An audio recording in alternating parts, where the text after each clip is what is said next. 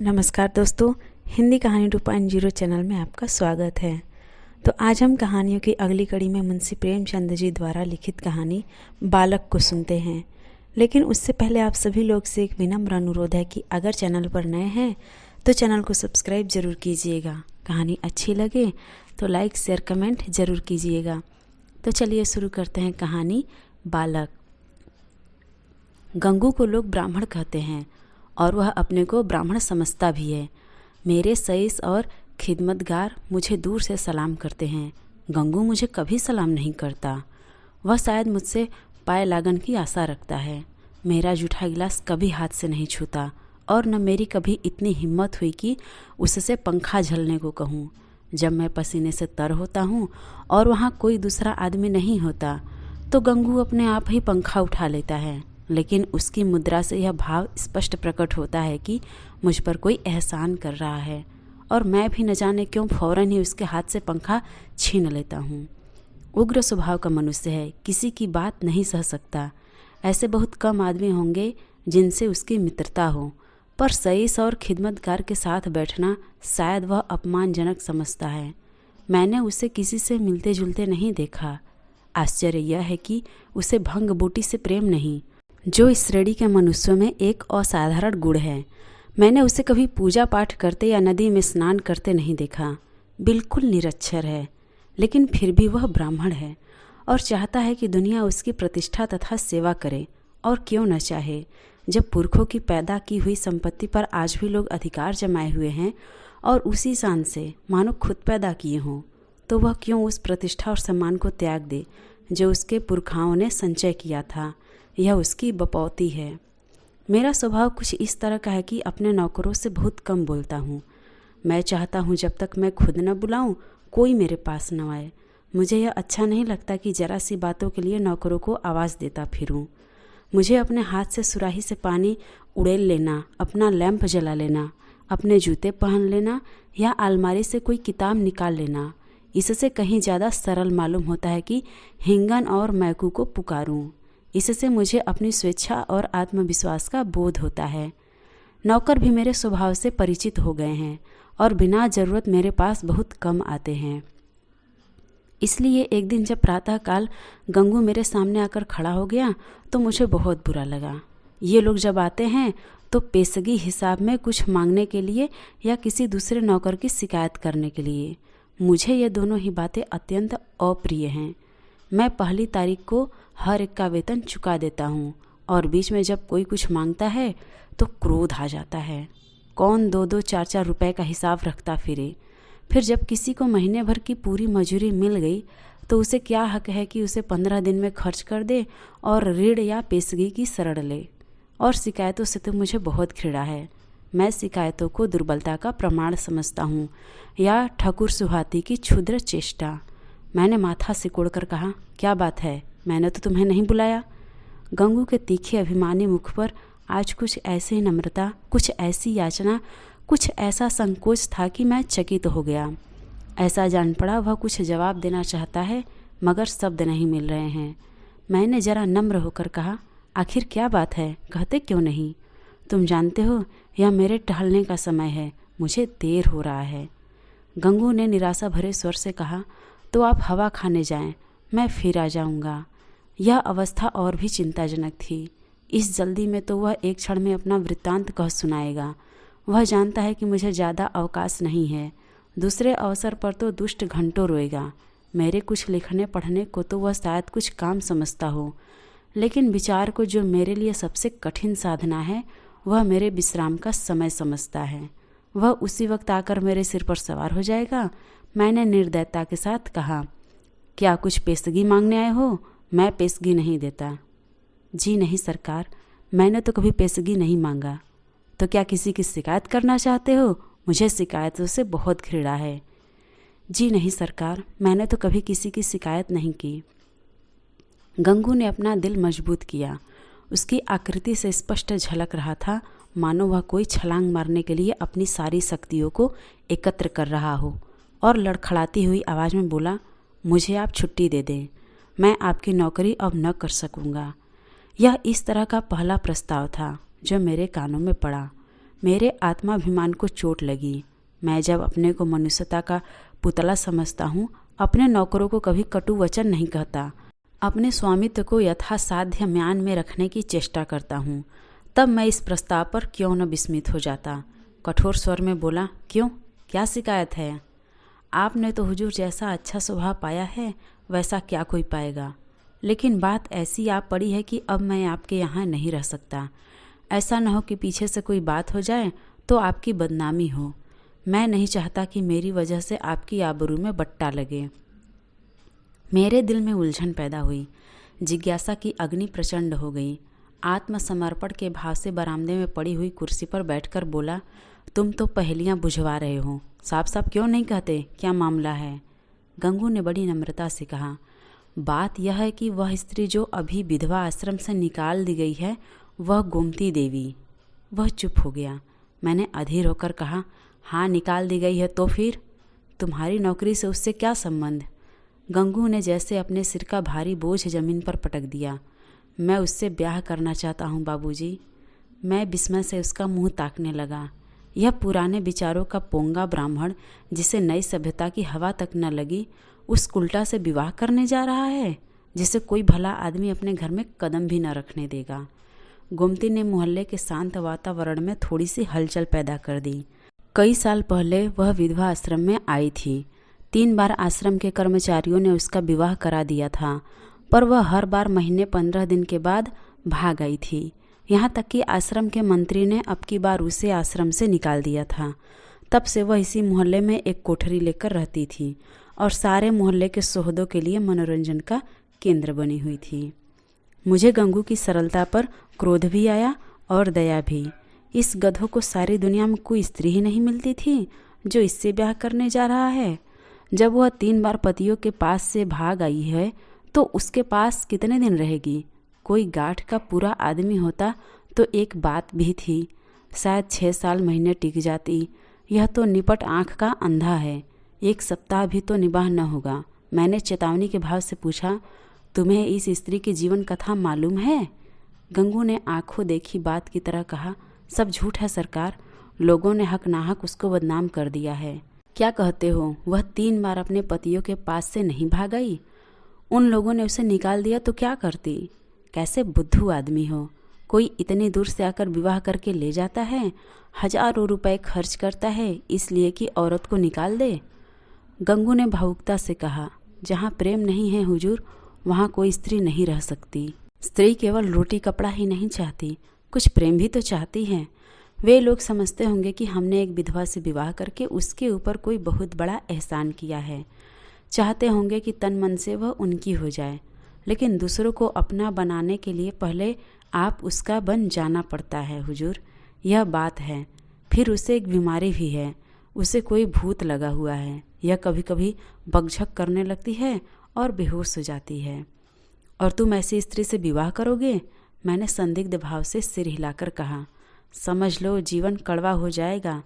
गंगू ने शहीदों के से आवेश से कहा, मैं तो समझता हूँ मेरी जिंदगी बन जाएगी बाबूजी, आगे भगवान की मर्जी। मैंने जोर देकर पूछा, तो तुमने तय कर लिया है? हाँ हुजूर। तो मैं तुम्हारा इस्तीफा मंजूर करता हूँ। मैं निरर्थक रूढ़ियों और व्यर्थ के बंधनों का दास नहीं हूँ, लेकिन जो आदमी एक दुष्टा से विवाह करे उसे अपने यहाँ रखना वास्तव में जटिल समस्या थी। आए दिन टंटे बखेड़े खड़े होंगे, नई नई उलझनें पैदा होंगी। कभी पुलिस दौड़ लेकर आएगी, कभी मुकदमे खड़े होंगे। संभव है चोरी की वारदातें भी हो। इस दलदल से दूर रहना ही अच्छा। गंगू क्षुधा पीड़ित प्राणी की भांति रोटी का टुकड़ा देखकर उसकी ओर लपक रहा है। रोटी जूठी है, सूखी हुई है, खाने योग्य नहीं है, इसकी उसे परवाह नहीं। उसको विचार बुद्धि से काम लेना कठिन था। मैंने उसे पृथक कर देने में ही अपनी कुशलता समझी। 5 महीने गुजर गए। गंगू ने गोमती से विवाह कर लिया था और उसी मोहल्ले में एक खपरेल का मकान लेकर रहता था। अब वह चाट का खोंचा लगाकर गुजर बसर करता था। मुझे जब कहीं बाजार में मिल जाता तो मैं उसका क्षेम कुशल पूछता। मुझे उसके जीवन से विशेष अनुराग हो गया था। यह एक सामाजिक प्रश्न की परीक्षा थी, सामाजिक ही नहीं मनोवैज्ञानिक भी। मैं देखना चाहता था इसका परिणाम क्या होता है। मैं गंगू को सदैव प्रसन्न मुख देखता, समृद्धि और निश्चिंतता के मुख पर जो एक तेज और स्वभाव में जो एक आत्मसम्मान पैदा हो जाता है, वह मुझे यहाँ प्रत्यक्ष दिखाई देता था। रुपए 20 आने की रोज बिक्री हो जाती थी। इसमें लागत निकालकर 8-10 आने बच जाते थे। यही उसकी जीविका थी। किंतु इसमें किसी देवता का वरदान था, क्योंकि इस वर्ग के मनुष्य में जो निर्लज्जता और विपन्नता पाई जाती है, इसका वहाँ चिन्ह तक न था। उसके मुख पर आत्म विकास और आनंद की झलक थी, जो चित्त की शांति से ही आ सकती है। एक दिन मैंने सुना कि गोमती गंगू के घर से भाग गई है। कह नहीं सकता क्यों, मुझे इस खबर से एक विचित्र आनंद हुआ। मुझे गंगू के संतुष्ट और सुखी जीवन पर एक प्रकार की ईर्ष्या होती थी। मैं उसके विषय में किसी अनिष्ट की, किसी घातक अनर्थ की, किसी लज्जास्पद घटना की प्रतीक्षा करता था। इस खबर से ईर्ष्या को सांत्वना मिली। आखिर वही बात हुई जिसका मुझे विश्वास था। आखिर बच्चा को अपनी अदूरदर्शिता का दंड भोगना पड़ा। अब देखिए बच्चा कैसे मुंह दिखाते हैं। अब आंखें खुलेंगी और मालूम होगा कि लोग जो उन्हें विवाह से रोक रहे थे, उनके कैसे शुभ चिंतक थे। उस वक्त तो ऐसा मालूम होता था मानो आपको कोई दुर्लभ पदार्थ मिला जा रहा हो, मानो मुक्ति का द्वार खुल गया है। लोगों ने कितना कहा कि यह स्त्री विश्वास के योग्य नहीं है, कितनों को दगा दे चुकी है, तुम्हारे साथ भी दगा करेगी। लेकिन इनके कानों पर तो जू तक न रेंगी।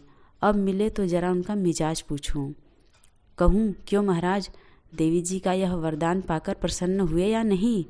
तुम तो कहते थे वह ऐसी है वैसी है, लोग उस पर केवल दुर्भावना के कारण दोष आरोपित करते हैं।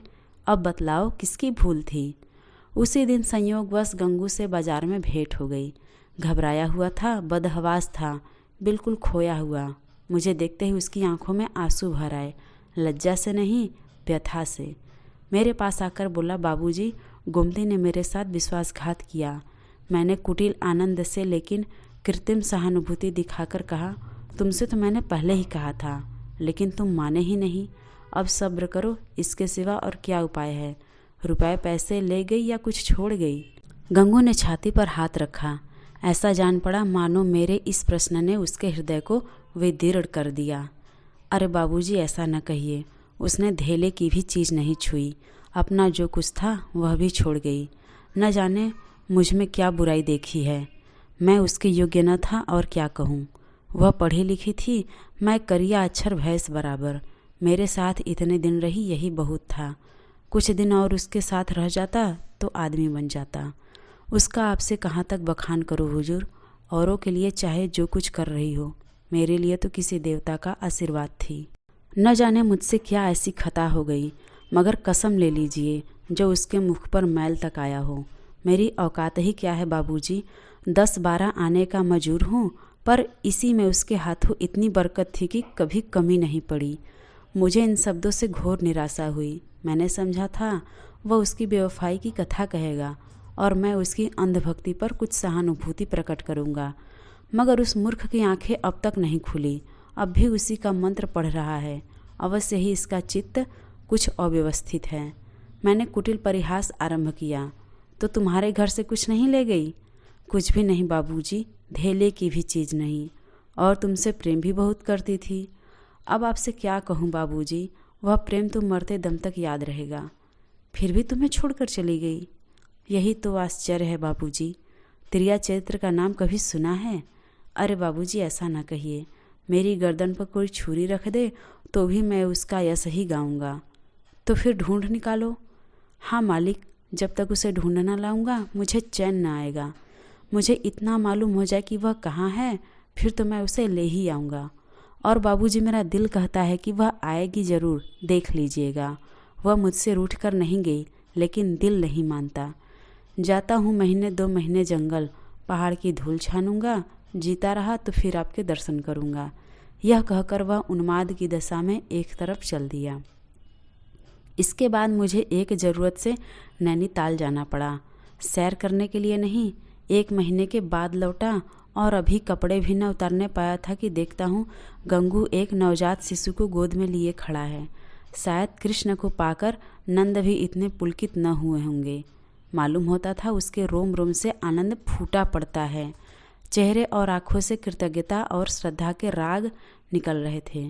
कुछ यही भाव था जो किसी क्षुधा पीड़ित भिक्षुक के चेहरे पर भरपेट भोजन करने के बाद नजर आता है। मैंने पूछा, कहो महाराज, गोमती देवी का कुछ पता लगा? तुम तो बाहर गए थे। गंगू ने आपे में न समाते हुए जवाब दिया, हाँ बाबूजी, आपके आशीर्वाद से ढूंढ लाया। लखनऊ के जनाजे अस्पताल में मिली। यहाँ एक सहेली से कह गई थी कि अगर वह बहुत घबराएं तो बतला देना। मैं सुनते ही लखनऊ भागा और उसे घसीट लाया। घाते में यह बच्चा भी मिल गया। उसने बच्चे को उठाकर मेरी तरफ बढ़ाया, मानो कोई खिलाड़ी तमगा पाकर दिखा रहा हो।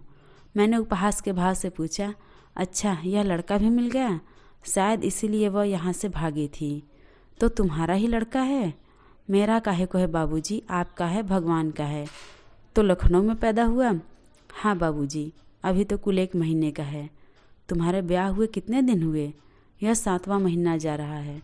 तो शादी के 6ठे महीने पैदा हुआ। और क्या बाबूजी, फिर भी तुम्हारा लड़का है? हाँ जी। कैसी बेसिर पैर की बात कर रहे हो? मालूम नहीं वह मेरा आशय समझ रहा था या बन रहा था। उसी निष्कपट भाव से बोला, मरते मरते बची, बाबूजी नया जन्म हुआ। 3 दिन 3 रात छटपटाती रही। कुछ न पूछिए, मैंने अब जरा व्यंग भाव से कहा, लेकिन 6 महीने में लड़का होते आज ही सुना। यह चोट निशाने पर जा बैठी। मुस्कुराकर बोला, अच्छा वह बात, मुझे तो उसका ध्यान भी नहीं आया। इसी भय से तो गोमती भागी थी। मैंने कहा, गोमती, अगर तुम्हारा मन मुझसे नहीं मिलता तो तुम मुझे छोड़ दो, मैं अभी चला जाऊंगा और फिर कभी तुम्हारे पास न आऊँगा। तुमको जब कुछ काम पड़े तो मुझे लिखना, मैं भरसक तुम्हारी मदद करूँगा। मुझे तुमसे कुछ मलाल नहीं है। मेरी आँखों में तुम अभी उतनी ही भली हो। अब भी मैं तुम्हें उतना ही चाहता हूँ।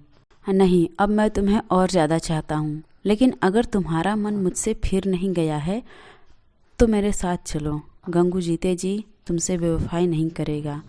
मैंने तुमसे इसलिए विवाह नहीं किया कि तुम देवी हो, बल्कि इसलिए कि मैं तुम्हें चाहता था और सोचता था कि तुम भी मुझे चाहती हो। यह बच्चा मेरा बच्चा है, मेरा अपना बच्चा है। मैंने एक बोया हुआ खेत लिया तो क्या उसकी फसल को इसलिए छोड़ दूंगा कि उसे किसी दूसरे ने बोया था? यह कहकर उसने ज़ोर से ठट्ठा मारा। मैं कपड़े उतारना भूल गया। कह नहीं सकता क्यों, मेरी आंखें सजल हो गई। न जाने वह कौन सी शक्ति थी जिसने मेरी मनोगत घृणा को दबाकर मेरे हाथों को बढ़ा दिया। मैंने उस निष्कलंक बालक को गोद में ले लिया और इतने प्यार से उसका चुंबन लिया कि शायद अपने बच्चों का भी न लिया होगा। गंगू बोला, बाबूजी, आप बड़े सज्जन हैं। मैं गोमती से बार बार आपका बखान किया करता हूँ। कहता हूँ, चल एक बार उनके दर्शन करा, लेकिन मारे लाज के आती ही नहीं। मैं और सज्जन, अपनी सज्जनता का पर्दा आज मेरी आंखों से हटा। मैंने भक्ति से डूबे हुए स्वर से कहा, नहीं जी, मेरे जैसे कलुषित मनुष्य के पास वह आएगी? चलो मैं उनके दर्शन करने चलता हूँ। तुम मुझे सज्जन समझते हो? मैं ऊपर से सज्जन हूँ पर दिल का कमीना हूँ। असली सज्जनता तुम में है और यह बालक वह फूल है जिससे तुम्हारी सज्जनता की महक निकल रही है। मैं बच्चे को छाती से लगाए हुए गंगू के साथ चला। तो आज की यह मुंशी प्रेमचंद जी द्वारा लिखित कहानी बालक आपको कैसी लगी कमेंट करके ज़रूर बताइएगा। और अगर चैनल पर नए हैं तो चैनल को सब्सक्राइब ज़रूर कीजिएगा और अपने दोस्तों को भी शेयर कीजिएगा।